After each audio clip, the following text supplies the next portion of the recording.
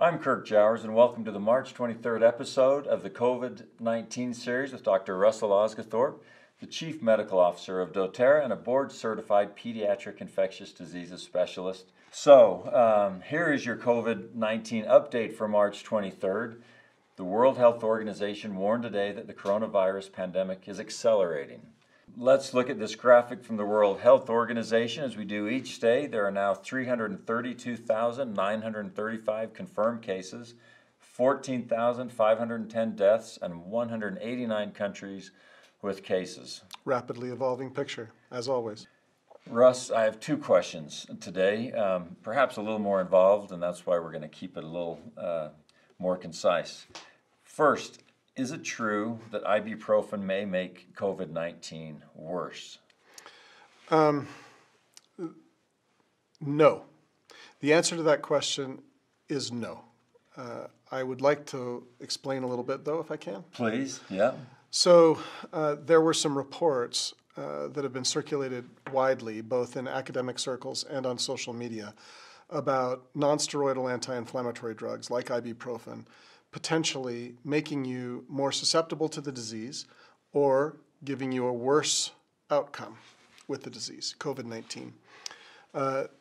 That was based on an article published in The Lancet in March 11th that talked about angiotensin-converting enzyme 2 being the receptor for the virus and that being upregulated in conditions like diabetes, hypertension, cardiac disease, and pulmonary disease, and also in patients who take long-term anti-inflammatory drugs like ibuprofen. And it was postulated that that could be a potential risk factor for worse disease. Then subsequently in France, a health minister tweeted out, this is not how we do science, by tweet, but they tweeted out that 3 patients did poorly in France on non-steroidal anti-inflammatory drugs like ibuprofen. And that then spawned a whole bunch of discussion on social media and in academic circles. And since that time, both the World Health Organization and the CDC and scientists across the world have essentially debunked this. We don't feel that ibuprofen is linked to worse disease. There's no evidence at this time that is what we would call good or strong medical evidence to suggest any risk being increased with these kinds of drugs. My second and final question today is, I've been reviewing a lot of articles about mental health and loneliness over the weekend. Mm-hmm. 15... As we've all kind of hunkered down. As we've all hunkered down, and we're doing what we're supposed to do, and stay at home and all of these things. And yet I'm also reading that one day of true loneliness can be the equivalent of smoking 15 cigarettes, and we won't get into the medical science on that because that's not part of this show, but we know it's damaging to people. So with that in mind, I don't love the term social distancing anymore. Yeah. Is there a better term? What do you think about all of that? I've read some of the same stuff, and I agree with you. I think that social distancing has been a term that we've used, and it's in all of our lexicons right now. Right. It's everywhere. But I believe that we are social animals. We need one another. Right. Human beings need social contact. And so I think a better, more descriptive term for what we need to slow the virus transmission is physical distancing. Right. We want to stay further apart from one another, but we don't want to disconnect from each other. We need to find different ways of connecting and supporting one another through difficult times. And that can be done. I've done it online with family members, over the phone with people that are in my sphere of influence.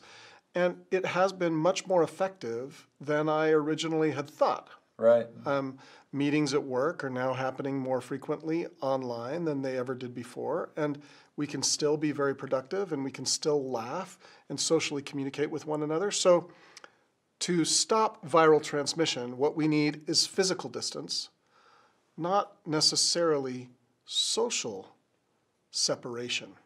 Right. We need to still connect with each other, but we just don't do it physically. Right. And we need to find other ways of connecting with one another to fill that need that is a real human need. Right. And I would say, if we can all just think about whether it's our own parents or others who may be don't have a family to be with, that don't have others in their home, people in the neighborhood, Yeah. that we need to figure out ways to call them or do something to make them feel loved and needed and have that human interaction. Agreed. Every day.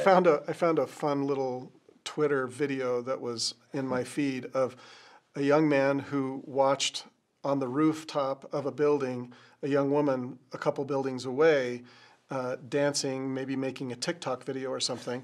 And so he flew his drone over to her with his phone number, and then they actually corresponded afterwards through the phone. Yeah. So people can be creative in how they interact with one another and contact one another, lift one another, support one another. All these things are human things, and we can't lose that about ourselves. But we do need to distance ourselves from one another, or the curve will not flatten. Thank you so much. Thank you for watching, and remain physically distant, but socially connect. We'll see you next time.